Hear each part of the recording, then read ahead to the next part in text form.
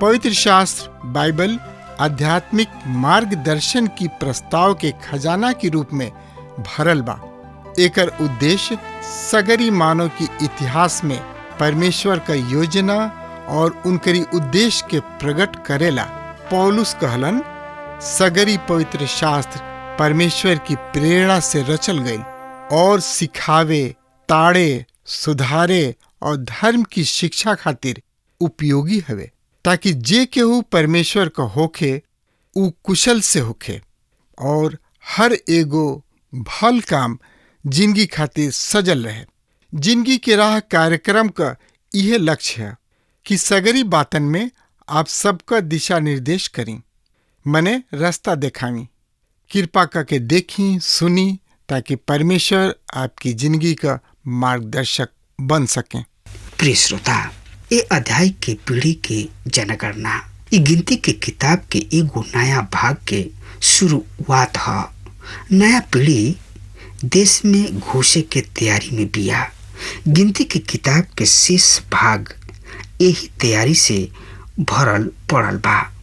नया पीढ़ी की जनगणना श्रोता, जब हम ओहनी के निर्जन प्रदेश में भटकला के दूसर का साल जनगणना के तुलना ओहनी के भटकला के 40 साल जनगणना के साथ करेलन, हम बहुते बड़ अंतर पाइना। नीचे दिहल गोइल पुराना नियम के बाइबल टीका तथा टिप्पणी के चार्ट दिखावेला। जब वहाँ कुछ जाति में बहुते वृद्धि रहे, उहे दूसर का सब में एगो अनुपातिक कमी रहे। इसराइल खातिर तो श्रोता रुआ हमरा संगे आपन पवित्र शास्त्र बाइबल निकाल ली। गिनती की किताब 26 अध्याय 1 पद से लेके 7 पद में ये तरी लिखल बा। सुनी, हम पढ़ रहल बानी। फिर ऐसन भइल कि मरी के बाद यहोवा मूसा और हारून याजूब के बेटा एलिआजर से कहले, इस्राएली सब से सेवा मंडली में जतना लोग अधिक उम्र के होके सा और इस्राएली में से युद्ध करे के योग्य होके सा, उन्हीं के सब कुल खानदान घराना के अनुसार वो सब के गिनती करा। मूसा और एलिआजर याजक मोआब के मैदान में यर्दन नदी के किनारा यरीहो के किने जाके लोगन से कहा, 20 बरिस और ओकरा से अधिक उम्र के लोगन के गिनती करा, जैसे कि यहोवा मूसा के आज्ञा देले रहन। मिस्र देश से जवन इस्राएली बहरी चल आयल रहन, उ रूबेन जौन की इस्राएली के पहिलौठा रहे। हनोक जौना से हनोक वासी सब के घराना चलल। पल्लू जौना से पल्लू सब से घराना चलल। हेस्रोन जौना से हेस्रोन वासी सब से घराना चलल। कर्मी जौना से कर्मी सब से घराना चलल। रूबेन वासी सब के घराना इहे रहे। और जौन पुरुष गिनल गोइल रहे लोग उ 35,730 लोग रहे लोग। श्रोता, यदि रुआ पिछलका अध्याय के जनगणना के वापस देखब तो रुआ पाइब और रूबेन के गोत्र के गिनल आदमी 46,500 रहन। श्रोता, आई औरी ज्यादा जानकारी खातिर हमरा संगे अपन पवित्र शास्त्र बाइबल निकाल ली। गिनती के किताब 26 अध्याय 8 पद से लेके 22 पद में एक तरी से लिखल बा। सुनी, और पल्लू के बेटा एलियाब रहन और एलियाब के बेटा नमूएल, दतान और अबिराम रहन। जब कोरह के मंडली यहोवा के विरोध कैले रहे, तब यह लोग मूसा हारून के विरोध कैले लोग और पृथ्वी आपन मुंह खोल के ओहनी के कोरह के साथ कुल गोइल। जब अग्नि 150 लोगन के भस्म क दिहलस और यू मंडली मर माटी उ एगो दृष्टांत ठहरे। फिर भी कोरह के संतान तो ना मरल। समोन वंशी अपना अपना घराना के अनुसार इहे रहे। नमूएल जौना से नमूएल वासी सब के घराना चलल और यामीन जौना से यामीन वासी सब के घराना चलल और यामीन जौना से याकीन वासी सब के घराना चलल और 13 वासी सब के घराना चलल और शाऊल जौना से शाऊल वासी सब के घराना चलल। समोन वासी सब के घराना में से इहे 22,200 पुरुष रहन और गाद वंशी अपना अपना घराना के अनुसार इहे रहे। सोपान जौना से सोपान वासी सब के घराना चलल और हागी जौना से हागी वासी सब के घराना चलल और सुनी जौना से सुन वासी सब के घराना चलल और ओजनी जौना से ओजनी वासी सब के घराना चलल और एरी जौना से एरी वासी सब के घराना चलल और अरोद जौना से अरोद वासी सब के घराना चलल और अरेली जौना से अरेली वासी सब के घराना चलल। गादी सब के घराना के इहे रहे लोग। एकरा में से जौन पुरुष गिनल गोल रहे लोग 40,500 रहे लोग। यहूदा के बेटा एर और ओनान रहन पर ऊ कानान देश में मुँह गइले और यहूदा वंशी अपना अपना घराना के अनुसार इहे रहे लोग। सेलाह जौना से सेलाह वासी सबके घराना चलल और परेश जौना से परेश वासी सबके घराना चलल और 13 जौना से 13 वासी सबके घराना चलल और परेश के बेटा सब इहे रहे लोग। हसरोन जौना हसरोन वासी सबके घराना चलल और हामुल जौना से हामुल वासी सबके घराना चलल। यहूदा के घराना इहे रहे। एकरा में से जौना से गिनल कोइल उ 76,500 रहे लोग। श्रोता ये सब पद में 40 साल पहले या निर्जन प्रदेश में भटके शुरू भले लोग। तरुबैन के तुलना में दान के वंश एगो अनुपातिक वृद्धि के दर्शावले। दान वंशी अपना घराना के अनुसार इहे रहे लोग। तो श्रोता आई और ज्यादा जानकारी खातिर 26 अध्याय 23 पद से लेके 33 पद तक में एह तरी से बखान भइल बा। एकरा बारे में सुनी हम पढ़ रहल बानी। इसकार वंशी अपना अपना घराना के अनुसार इहे रहे लोग। तोला जौना से तोला वासी सबके घराना चलल और पुआ जौना से पुआ वासी सबके घराना चलल और यासूब जौना से यासूब वासी सबके घराना चलल और सिमरोन जौना से सिमरोन वासी सबके घराना चलल। इसकार के घराना इहे रहे। एकरा में से जौन पुरुष गिनल गोइल उ 64,300 लोग रहन। जबुलन वंशी अपना अपना घराना के अनुसार इहे लोग रहे।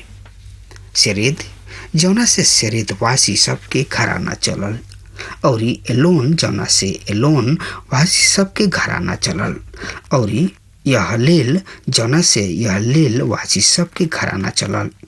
जबुलून वासी सबके घराना इहे रहे। जौना में से जौन पुरुष गिनल गोले 60,500 रहे। यूसुफ वंशी अपना अपना घराना के अनुसार इहे रहे। मनसे और एप्रेम मनसे के बेटा इहे रहे। माकीर जौना से माकीर वासी सबके घराना चलल। माकीर से गिलाद पैदा भइले और गिलाद से गिलाद वासी सबके घराना चलल। गिलाद के बेटा इहे लोग रहे। येजर जौना से येजर वासी सबके घराना चलल। हेलेक जौना से कि हेलेक वासी सबके घराना चलल। इसराइल जौना से इसराइल वासी सबके घराना चलल और सेकेम जौना से सेकेम वासी सबके घराना चलल और समीदा जौना से समीदा वासी सबके घराना चलल और सेपेर जौना से सेपेर वासी सबके घराना चलल। और हेपेर के बेटा सलोफात के कोनो बेटा ना रहे, केवल बेटी सभी रही सा। और सलफाद के बेटी सब के नाम महला, नोआ, होगला, मिल्का और तिरसा। मनसे के घराना के इहे रहे और एहनी लोग में से जौन पुरुष गिनल गोले 52,700 लोग रहन। प्रेम वंशी अपना अपना घराना के अनुसार इहे रहे लोग। सुतले जौना से सुतले वासी सबके घराना चलल और बेकर जौना से बेकर वासी सबके घराना चलल और तहन जौना से तहन वासी सबके घराना चलल और सुतले के इहे ही बेटा भैले। एरान जौना से एरान वासी सबके घराना चलल। प्रेम वासी सबके घराना इहे रहे। एकरा में से जौन पुरुष गिनल गोल रहन 32,500 रहे।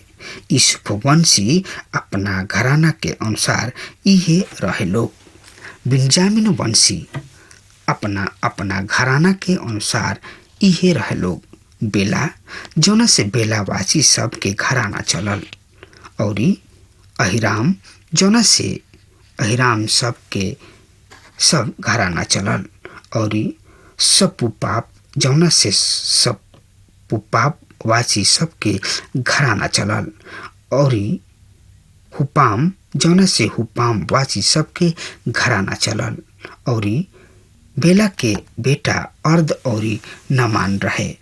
अर्ध से अर्धवासी सबके घराना और नमान से नमान वासी सबके घराना चलल। बिन्यामीन के घराना इहे रहे और एकरा में से जवन पुरुष गिनल गोले उ 35,600 रहे लोग। दान वंशी अपना अपना घराना के अनुसार ई रहे लोग।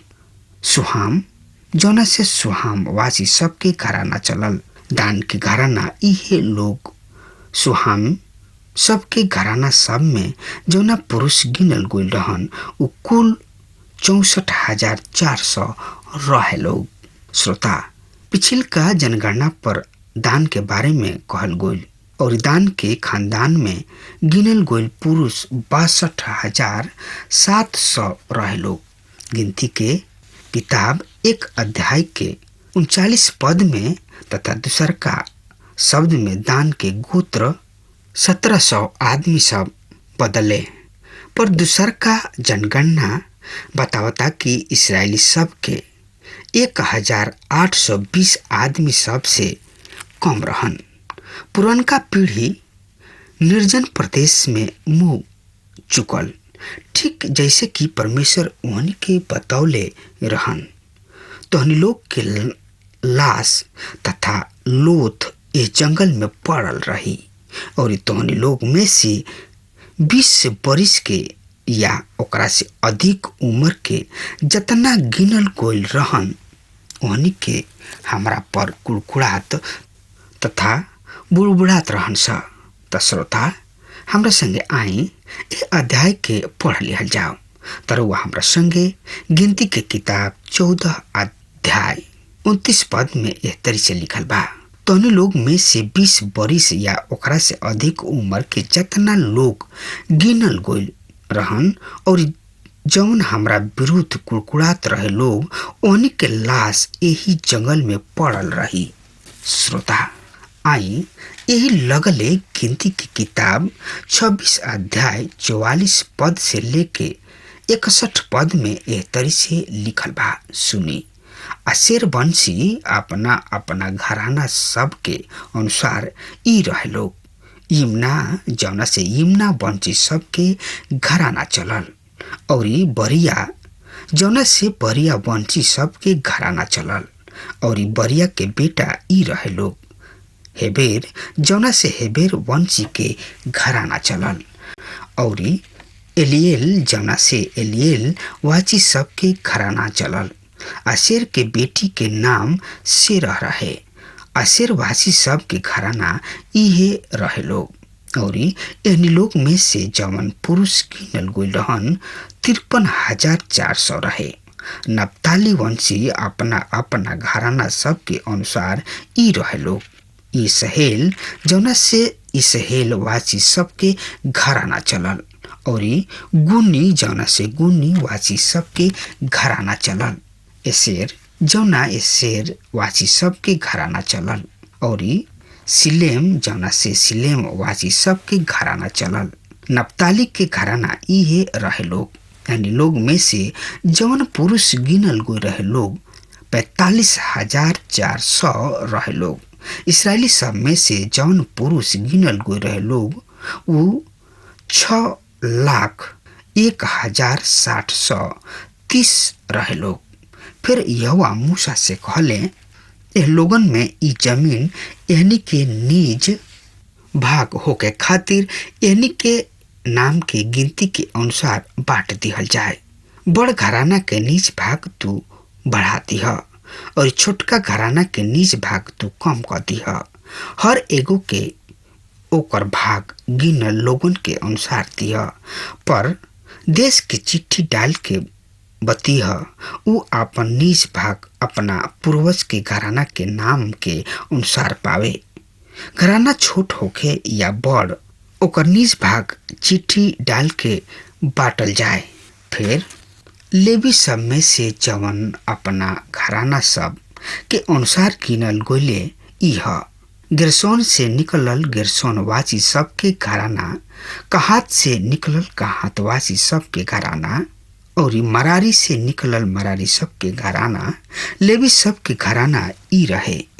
बिन्यामीन सब के घराना, हेबनियन सब के घराना, महलियन सब के घराना, मुसिया सब के घराना और कोरही सब के घराना। और कहात से अमराम पैदा भइले और अमराम के मेहरारू के नाम उकबेद रहे। उ लेवी सब की बेटी रहे और उ अमराम से हारून और मूसा और उनकर बहन मरियम के जन्म लिहली। और हारून से नादाब, अबीहू, एलियाजर और इतमार पैदा भइले। नादाब और अबीहू तो ओह समय मुँह गोले जब वो लोग यहोवा के सामने अपवित्र आग ले गोले लोग। और उन्हें लोग में से गिनल गोले वो 23,000 रहे लोग, अर्थात वो पुरुष जौन की 1 महीना या ओकरा से अधिक उम्र के रहे लोग वो इसराइली सब के साथे कोनो भाग ना दिहल गोल रहे। ई उ लोग हवे जौना के मूसा और एलियाजर याजक गिनले रहन। उ इसराइली सब के मोआब के मैदान में यरीहो के नजदीक यरदन नदी के घाट पर गिनले। पर जौना लोगन के गिनती खोल गोल ओकरा में एकहु आदमी ऐसा ना रहन जौना के मूसा और हारून सीने में इसराइली सब की गिनती के समय गिनल होखे। काहे कि यहोवा ओहनी के बारे में कहले रहन, ओहनी के पक्का जान जंगल में मुँह गोले सा। यही से यदुन्ने के बेटा कालेब और नून के बेटा यहोशू के छोड़ ओहनी में से एकहु आदमी ना बचले। श्रोता, ई एगो नया पीढ़ी है। सब पुराना पीढ़ी कालेब और यहोशू के छोड़ सब मुँह चुकल बा। श्रोता, 2 आदमी के छोड़ एगो नया पीढ़ी है। हम ये दोनों रोचक आदमी के संगे बढ़िया से जान पहचान तथा अच्छा तरी से परिचित होके जा रहल बानी। जब हम यहोशू की किताब पर आई तो श्रोता, अब हमार समय खत्म हो रहा बा। तब तक खातिर हमरा के आज्ञा देही। परमेश्वर रुआ के आशीष प्रदान करस। आमीन। हमके विश्वास बा कि ई कार्यक्रम आप सब खातिर फायदेमंद सिद्ध भइल हुई। हम चाहतनी कि आप सब अपन अपन आशीष हमरों से बांटें। अगर आप सबके लगे बाइबल से चाहे आपकी निजी जिंदगी से कोनो सवाल होके चाहे कोनो समस्या खातिर प्रार्थना करावे चाहतनी तो हमारी फोन नंबर पर जरूर संपर्क करें। परमेश्वर आप सबके बहुत आशीष प्रदान करें और आज का दिन आप खातिर सुखद बनावें।